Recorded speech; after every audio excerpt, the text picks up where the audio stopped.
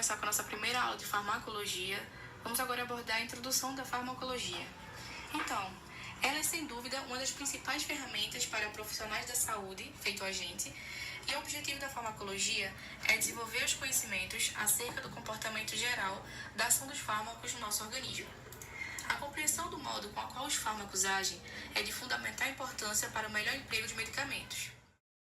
Vamos falar sobre a janela terapêutica.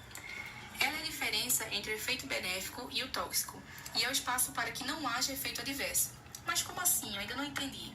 Então, nós fizemos agora um desenho para vocês entenderem e suponhamos que o que está entre a linha seja a faixa terapêutica de um fármaco. E exemplificando, a gente colocou de 25 a 100 miligramas, que seria a faixa no qual o medicamento pode ser prescrito e que vai gerar uma resposta terapêutica, por exemplo, aliviar a dor, uma inflamação. E eu posso utilizar essas dosagens que vão variar de 25 a 100 miligramas. Caso eu caminhe para a esquerda, eu teria uma dose inferior a 25 miligramas e eu não teria uma resposta suficiente. Ou seja, eu teria uma subdose, como aqui está escrito. Caso eu caminhe para a direita, além de 100 miligramas, eu poderia ter uma intoxicação e o início da manifestação dos efeitos adversos. Esta faixa terapêutica também é chamada de janela terapêutica e ela é muito importante porque se traduz na segurança do medicamento. Medicamentos com janela terapêutica muito estreita devem ser ministrados com extremo cuidado, pois possuem um grande risco de serem ministrados em subdoses ou em doses excessivas com grande facilidade. Vamos agora falar sobre os fármacos mais utilizados. Então, nós temos aqui algumas palavras, algumas coisas que vocês não podem não entender e nós vamos explicar direitinho. Os anti-inflamatórios, nós utilizamos mais ou menos o nimesulida. Antibacteriano, nós utilizamos o amoxicilina, antihipertensivos, captopril, analgésico paracetamol, hipoglicemiantes. Uma palavra muito estranha, né? Então, hipoglicemiantes ou antidiabéticos, ele é utilizado para diminuir a quantidade da glicose no nosso sangue. Ou seja, nós utilizamos a insulina para fazer isso. Já os psicoestimulantes, eles são drogas utilizadas para aumentar o nosso nível de atividade motora e cognitiva, nos deixar um pouco mais alertas. E nós utilizamos a cocaína, opioides, incluindo a nossa tão amada cafeína. Já os ansiolíticos, elas são drogas sintéticas, que elas são utilizadas para diminuir a ansiedade ou tensão. Se forem administradas em pequenas doses, elas não causam danos físicos ou mentais. E nós utilizamos o diazepam.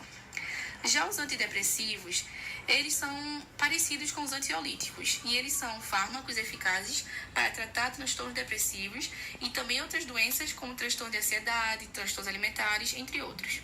E nós utilizamos a sertralina. Agora vamos falar sobre a droga ideal. Ok, a droga ideal, ela precisa ter efetividade, ou seja, precisa ser eficaz. Precisa ter segurança, seletividade, reversibilidade, fácil administração, mínimas interações e ela precisa ser isenta de reações adversas. Vamos falar sobre as vias de administração. Vamos falar sobre a via oral. Ela vai ter vantagens e desvantagens, tais como todos os outros que eu vou falar aqui. A via oral, ela é mais comum, mais segura, conveniente, econômica e a gente pode utilizar em pacientes conscientes. Só que as desvantagens é que ela vai ter metabolismo de primeira passagem. Ela vai ter um efeito tardio e pode gerar vômitos também no paciente. Já a via sublingual, ela vai ser uma absorção pela mucosa oral, ou seja, debaixo da língua.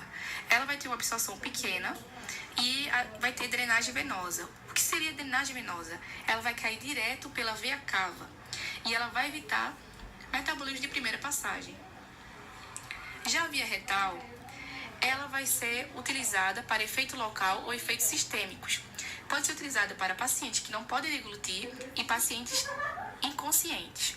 Já as desvantagens é que ela sofre metabolismo de primeira passagem e vai perder 50% do fármaco, como eu já falei. A absorção irregular ou incompleta também, né? Agora vamos falar sobre as injeções. Vai ter a injeção intravenosa.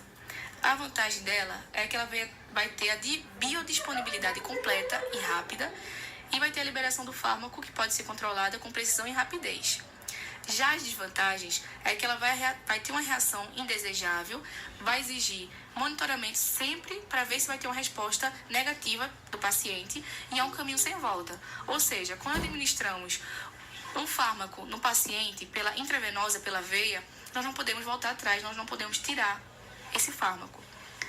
Já a via subcutânea, ela vai ter vantagens e desvantagens também. A vantagem dela é que vai ter uma taxa de absorção constante, porém lenta, e vai produzir um efeito prolongado. Pode ser administrado em pequenos volumes e em soluções pouco solúveis. Já a tópica e epidérmica, ela vai ser uma substância aplicada onde a gente deseja. Como, por exemplo, nós utilizamos a insulina, nós podemos colocar em qualquer canto. Nós podemos administrar ela em pequenos volumes e em diferentes preparações. Já via intramuscular, os fármacos podem ser administrados em solução aquosa, uma absorção rápida, em solução oleosa, uma absorção lenta e constante, e até 4 ml. E tem que ser no músculo de alta inervação. Já a via respiratória vai ser uma via de absorção rápida. Não precisa de metabolismo de primeira passagem e a deposição das partículas nas vias aéreas superiores vai diminuir o efeito do fármaco. Agora vamos falar sobre a droga ideal. A droga ideal, ela precisa ser específica, precisa ter reversibilidade, segurança, uma fácil administração, eficácia, uma mínima interação farmacêutica e tem que ser isento de reações adversas. Agora nós vamos falar sobre farmacocinética e farmacodinâmica, as tão temidas. Porém, eu tenho uma boas novas para contar para vocês. Por ser um vídeo que vai ficar muito grande e esse assunto de farmacocinética e farmacodinâmica ser tão extenso, no nosso próximo vídeo nós vamos abordar ele mais a fundo. Porém, para vocês não ficarem sem saber o que é farmacocinética e farmacodinâmica, eu vou contar um pouco para vocês do que ele é. Então, a farmacocinética, ela vai ser o processo que o organismo exerce sobre o fármaco. E ela vai ter 3 fases. A primeira fase vai ser a liberação, a absorção, distribuição, biotransformação e a excreção, que vai ser a eliminação. Já a terceira fase vai ser a interação do fármaco com o receptor no tecido-alvo.